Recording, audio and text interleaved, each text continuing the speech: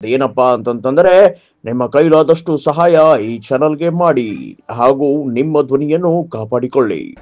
ಈ ಒಂದು MESದವರು ಮಹಾರಾಷ್ಟ್ರ ಏಕೀಕರಣ ಸಮಿತಿಯ ಜನ ಅವರು ಇಲ್ಲೇ ಕರ್ನಾಟಕದಲ್ಲಿದ್ದಾರೆ. ಅವ್ರು ಅನ್ಬೋದು ನಾವು ಮಹಾರಾಷ್ಟ್ರ ಹೋಗ್ತೀವಿ, ಮಹಾರಾಷ್ಟ್ರ ನಮ್ಮದು ಅಂತೇಳಿ ಆ ಒಂದು ಭಾವನೆಯನ್ನು ಬಿಟ್ಟು ಕನ್ನಡಿಗರಾಗಿ ಬದುಕ್ರಿ ಎನ್ನುವಂಥ ಮಾತನ್ನು ಮತ್ತೆ ಸ್ಪಷ್ಟವಾಗಿ DCM DK ಶಿ ಅವರು ಎಚ್ಚರಿಕೆ ಕೊಡ್ತಾ ಇದ್ದಾರೆ. ಜೊತೆಗೆ ಮುಖ್ಯಮಂತ್ರಿಯವರಂತೂ ಇನ್ನೂ ಕಠೋರವಾಗಿ ಹೇಳಿಬಿಟ್ಟಿದ್ದಾರೆ, ಬೆಳಗಾವಿ ಎಂದೆಂದಿಗೂ ನಮ್ಮದು. ಮತ್ತು ಸತ್ಯನೂ ಹೌದು, ಇತಿಹಾಸದ ಯಾವುದೇ ಪುಟದಲ್ಲಿ ಹೋದ್ರು ಸಹಿತ ಬೆಳಗಾವಿ ನಮ್ಮೊಂದಿಗೆ ಸ್ವತಃ ಲೋಕಮಾನ್ಯ ತಿಲಕರು ಸಹಿತ ಒಪ್ಕೊಂಡಿದ್ದಾರೆ ಕರ್ನಾಟಕದಪ್ಪ ಇದು ಬೆಳಗಾವಿ ಅಂತೇಳಿ.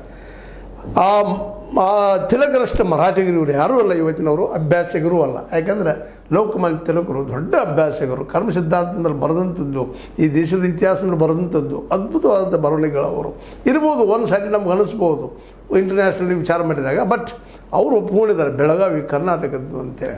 ಗಾಂಧೀಜಿಯವರು ಸಹ ಸ್ವತಃ ಬಂದಾಗ ಇದು ಕರ್ನಾಟಕದ್ದು ಅನ್ನೋಂಥ ಮಾತನ್ನು ಒಪ್ಕೊಂಡಿದ್ದಾರೆ. ಇವೆಲ್ಲ ನೆಲೆಗಟ್ಟಿನಲ್ಲೇ ಅನಗತ್ಯವಾಗಿ ಪುಂಡಾಟಿಕೆ ಮಾಡಲಾರ್ದ ಬೆಳಗಾವಿ ಅಭಿವೃದ್ಧಿಯಲ್ಲಿ ಕನ್ನಡಿಗರೊಂದಿಗೆ ಕೂಡಿ ಕೆಲಸ ಮಾಡೋದು ಇವತ್ತು MES ಅವರಿಗೆ ಭಾಳ ಅನಿವಾರ್ಯ. ಮತ್ತು ಕರ್ನಾಟಕದಲ್ಲಿದ್ದೇವೆ ಅಂದ್ಮೇಲೆ ನೀವು ಕನ್ನಡ ಕಲೀಲೇಬೇಕು, ಓದಲೇಬೇಕು, ಬರೀಲೇಬೇಕು ಅಂತ ಹೇಳಿದ್ದಾರೆ.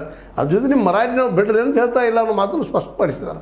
ನಿಮ್ಮ ಮರಾಠಿನ ಮಾತಾಡ್ರಿ, ಏನು ತಪ್ಪಿಲ್ಲ, ಆದರೆ ಇದು ಮಹಾರಾಷ್ಟ್ರಕ್ಕೆ ಬರೋದಿಲ್ಲ ಅನ್ನುವುದು ಸ್ಪಷ್ಟ ಸಂದೇಶವನ್ನು ನೀಡಿದ್ದಾರೆ. ಅದೇ ಕಾಲಕ್ಕೆ ನಾವು ಸುಪ್ರೀಂ ಕೋರ್ಟ್ದಲ್ಲೂ ಸಹಿತ ವಾದ ಮಾಡ್ತೀವಿ, ಅದನ್ನು ಏನೂ ಇರಲಿ ನಾವು ಬಿಟ್ಟು ಕೊಡೋದಿಲ್ಲ ಅನ್ನುವಂಥ ದೃಢ ನಿರ್ಧಾರ ಮಾಡಿದ್ದು. ಇದನ್ನೆಲ್ಲ ಗಮನಿಸಿದರೆ ಇವತ್ತು ಈ ಮರಾಠಿಗ ಪುಂಡ ಕೆಲವು ಜನ, ಎಲ್ಲರೂ ಅಲ್ಲ, ಎಲ್ಲ ಮರಾಠಿಗರು ಈಗಾಗಲೇ ಮರಾಠಿಗರು ಹೊಂದಾಣಿಕೆ ಆಗಿದ್ದಾರೆ, ನಮ್ಮ ಭಾಷೆ ಕಲಿತಾ ಇದ್ದಾರೆ, ನಮ್ಮ ಜೊತೆಗಿದ್ದಾರೆ. ನಮ್ಮ ಒಂದು ಏನಪ್ಪ ಅಂತಂದ್ರೆ ಒಂದು ಸಂಸ್ಕೃತಿ ಕನ್ನಡತೆಯ ಒಲವನ್ನು ಪ್ರೀತಿಯನ್ನು ಗಳಿಸ್ಕೊಳ್ಳೋ ಪ್ರಯತ್ನ ಮಾಡ್ತಾ ಇದ್ದಾರೆ. ಒಂದು ಎರಡು ಇಲ್ಲ ಡೆವಲಪ್ಮೆಂಟ್ ಭಾಳ ಚೆನ್ನಾಗಿ ನಡೆದ ಕನ್ನಡ